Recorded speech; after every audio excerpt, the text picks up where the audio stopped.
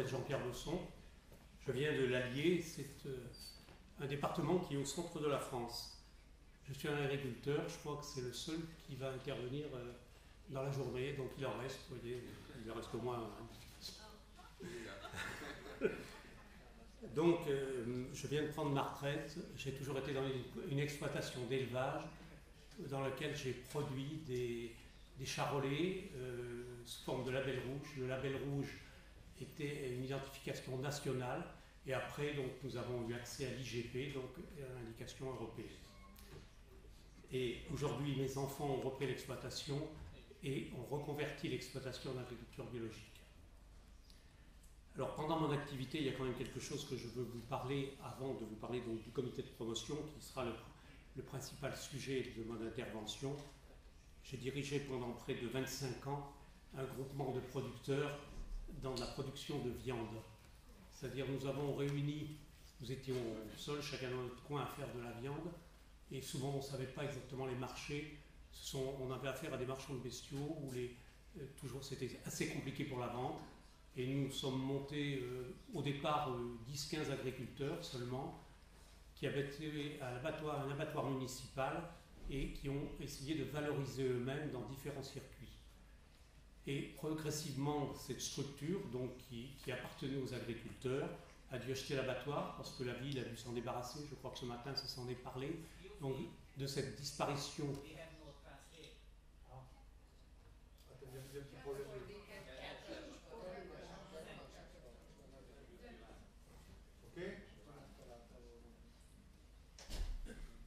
Il faut aller moins vite. Non, il y a un problème de traduction. D'accord. Ça marche.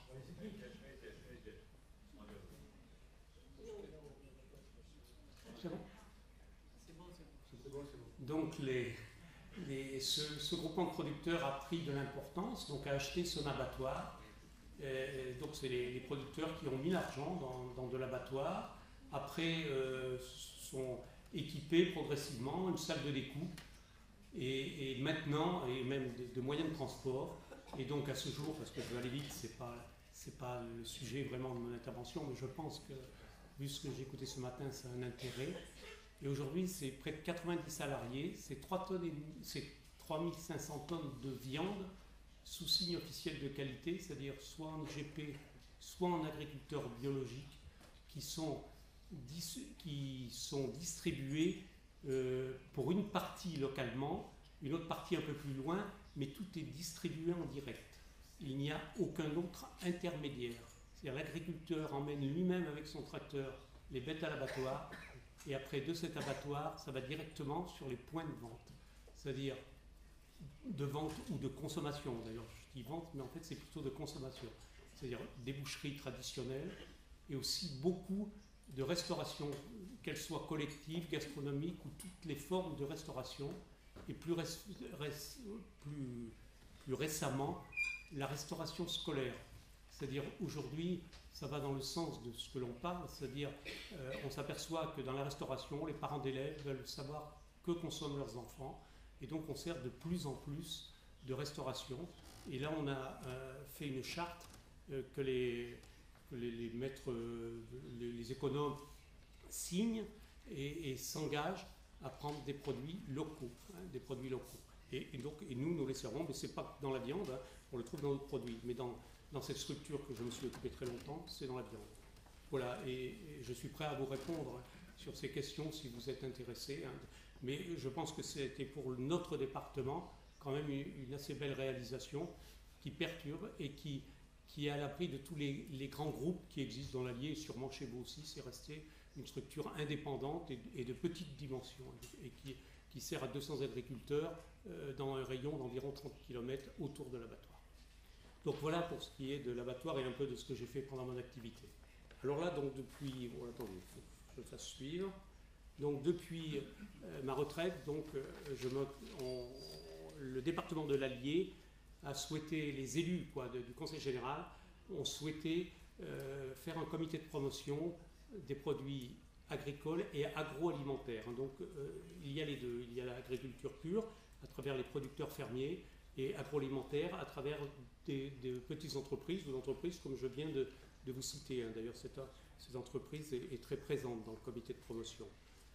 Donc, ce comité de promotion regroupe donc, des groupements de producteurs, donc de tout produit, regroupe des producteurs fermiers, regroupe des restaurateurs, donc toutes les filières qualité.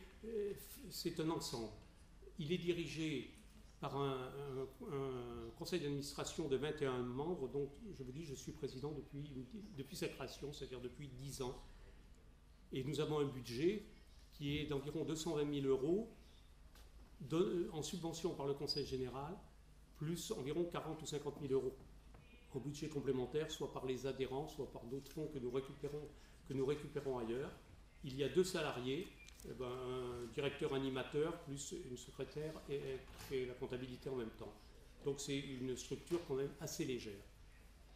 Donc nous allons donc à beaucoup de manifestations. Donc le type de manifestation que nous faisons, ça va du salon de l'agriculture au salon de l'alimentation, des salons sur Lyon qui sont des salons professionnels très importants, plus, je sais pas, on fait pas mal de villes, plus aussi les foires locales, des petites foires moins importantes ou foires expositions. Alors, toutes ces manifestations, nous emmenons donc les entreprises ou les producteurs qui souhaitent participer. En fait, ce ne sont pas les salariés du comité de promotion, on leur prépare l'ensemble du salon, on monte le salon, on fait tout ça, et après ils viennent et c'est eux qui vont vendre leurs produits ou expliquer ce qu'ils font pour refaire une clientèle. Parce que le but quand même de ce comité de promotion est de faire connaître leurs produits et d'essayer à ces entreprises ou à ces producteurs de mieux valoriser leurs produits. Parce que c'est le but essentiel de ce comité de promotion. Donc c'est fait depuis, donc, je vous ai dit, 10 ans.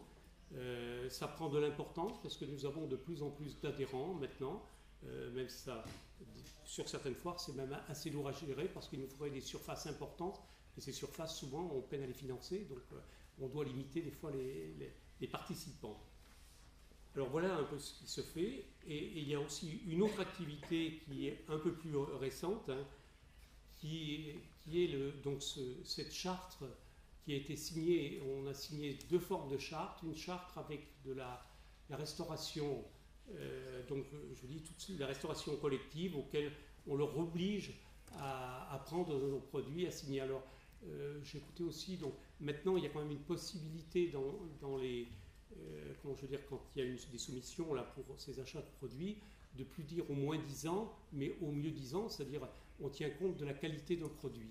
Ce qui permet d'accéder à des marchés qu'à une époque on ne pouvait pas, puisque le moins 10 ans, souvent on ne passait pas, parce que malgré tout, tous nos membres ont souvent des produits donc de qualité, avec des signes officiels de qualité, qui ont, par rapport au cahier des charges, ont un coût de production plus élevé. Plus élevé. Donc par ce biais-là, on arrive quand même à rentrer dans ces marchés et à livrer assez régulièrement. Alors ça, on le trouve bien sûr dans la viande, mais aussi dans les légumes. Et alors là, dans les légumes, ce sont plutôt de petits producteurs, mais le fait de ce regroupement que l'on a au niveau du comité de promotion, on peut accéder à ces marchés. Autrement, il ne pourrait pas individuellement accéder à ces marchés. Et je crois que d'après ce que j'ai pu comprendre pour votre pays, ça peut avoir un réel intérêt. Alors, on a aussi d'autres sources de communication. Là, je vais assez vite, hein, parce que on peut rentrer beaucoup plus dans les détails. Donc, nous faisons de la communication à travers de relais. Hein, donc, dans les syndicats d'initiative, ou dans certains épiceries, ou je pourrais dire, ou même après on parlera plus des grandes surfaces, nous avons des espèces de petites armoires, si vous voulez, où il y a l'ensemble des produits qui vont être exposés, qui sont à la vente. Alors de forme où c'est le comité de promotion qui les rapprovisionne, ou ils sont rapprovisionnés directement par les producteurs. Il y a ces 2 formes suivant l'importance de leur vente. Nous avons aussi de la communication à travers bien sûr plein de petits dépliants, livres. Et puis aussi on fait des recettes de cuisine que l'on distribue lors de ces salons. On a fait aussi des concours culinaires, pas mal d'actions qui sont des actions de marketing et de promotion. Alors on a aussi un produit, vous le voyez, je crois là, oui, donc l'allier box, qui est quelque chose où l'on met les produits que l'on veut de l'allier. Donc, bien sûr, on ne peut pas mettre de produits frais. Et quand ce genre de manifestation, les congrésistes partent avec leurs petites valises, et comme ça leur fait connaître les produits de notre département. Là, on prévoyait d'en emmener un peu, mais c'est très encombrant dans les valises, donc c'est pas venu, c'est pas venu. On ira rechercher dans la ligne. Vous viendrez rechercher dans la ligne, avec plaisir, avec plaisir.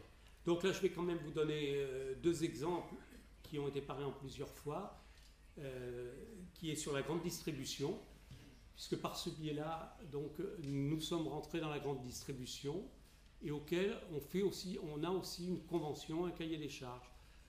Donc là, c'est un petit peu plus compliqué d'accès, c'est clair. Ce que vous voyez là, ce sont des rayons de grande distribution où ce sont que des produits de notre département qui sont mis à part et qui sont dans une zone. Alors, on va avoir, mettons, 10 ou 15 jours dans l'année où on mettra en valeur ces produits, et le reste du temps, ils sont quand même en rayon, mais il y aura moins de communication sur ces produits. Alors là, on retrouve des quantités de produits qui vont de la bière au vin, alors bien sûr de la viande, des gâteaux secs, un peu tout ce qui se fait dans le département, et que souvent, ces producteurs n'oseraient pas aller. Et alors, pour rentrer, ça a été assez dur quand même, il faut dire que... mais progressivement, la grande distribution a compris l'intérêt, et puis je crois que c'est leur centrale nationale, laisser la liberté aux directeurs de magasins de pouvoir s'approvisionner en produits locaux. Alors produits de terroir, produits locaux, un peu comme vous voulez, mais ce qui fait des circuits courts de toute façon. Et donc là, aujourd'hui, c'est beaucoup plus facile à y aller, et les ventes deviennent de plus en plus significatives. Parce qu'elles ne restent pas que 15 jours dans le magasin, maintenant, elles restent en permanence dans les magasins. Alors, pour le faire, on doit rencontrer tous les chefs, je ne sais pas comment ça s'appelle, pas de bureau, mais de gondole, si vous voulez. On doit rencontrer tous ces gens-là et arriver à savoir leurs besoins, comment ils veulent les présentations. Donc, c'est quand même une démarche assez lourde. Ce qu'il faut, par contre, c'est que pour ces producteurs, bien sûr, hygiène irréprochable, étiquetage irréprochable, tous les codes barres, tout ça. Donc, c'est un petit peu compliqué quand même, mais c'est possible, et ça marche. Et dans ces produits-là, les grandes surfaces en prix ne nous embêtent pas beaucoup, pour même autant dire très peu. Et leur paiement est très réactif. C'est des gens qui payent très rapidement, souvent même mieux que certains artisans. Donc nous n'avons pas de problème particulier de paiement. Donc ça se passe plutôt pas trop mal. Alors, par contre, des fois, il y a un produit qui ne va pas leur aller, qui vont couper du jour au lendemain, qui ne correspondra pas, mais ça, c'est la loi du commerce. C'est la loi du commerce. Mais dans l'ensemble, je vois en particulier dans le vin, dans la bière, dans tous ces types de produits, et même dans la viande, les producteurs individuels ou les petites entreprises sont plutôt contents. Parce que je vous l'ai dit, dans ce comité, nous avons aussi des entreprises. Nous n'avons pas que des agriculteurs, Donc voilà pour ce qui est de grande surface. Voilà, donc c'est ce que je viens de vous dire qui est expliqué, donc bien identifier leurs besoins et tout. C'est un point très intéressant sur lequel sans doute le débat va porter tout à l'heure. Je l'espère, je suis prêt à... Avec nos amis hongrois, il y avait quelques difficultés. Oui, voilà, c'est pour ça que j'étais content. C'est un point très important qui sous-entend une organisation des producteurs entre eux, pour avoir accès sans doute à ces marchés. Tout mon système, quand même, de toute ma vie d'agriculteur, a été sur l'organisation, de ne pas travailler seul, de travailler à plusieurs, aussi bien dans l'exploitation que dans les structures où je me suis occupé. Je me suis toujours occupé toute ma vie de coopération. Mais ne veut pas dire forcément coopérative, c'est un groupement d'ensemble de producteurs. Je crois qu'il faut vraiment l'interpréter au titre que nous l'employons en France, qui n'est peut-être pas forcément ce que vous avez pu connaître il y a un certain nombre d'années. À mon avis, la coopération chez nous n'a pas de rapport. Elle existe dans le matériel, elle existe dans les produits, elle existe un peu partout, mais on garde même notre identité. Donc voilà ce que je peux dire sur tout ça. Alors, oui, je vous l'ai dit tout à l'heure, donc dans le scolaire, on a fait une charte pareille. Donc, il faut conclure. Oui, non, mais c'est bon. La charte de travail en restauration, donc je l'ai fait. Voilà un peu ce que je peux dire, et je suis surtout prêt à répondre à vos questions, parce que je crois qu'avec la salle, c'est intéressant. Merci, voilà. Vous avez apporté des réponses.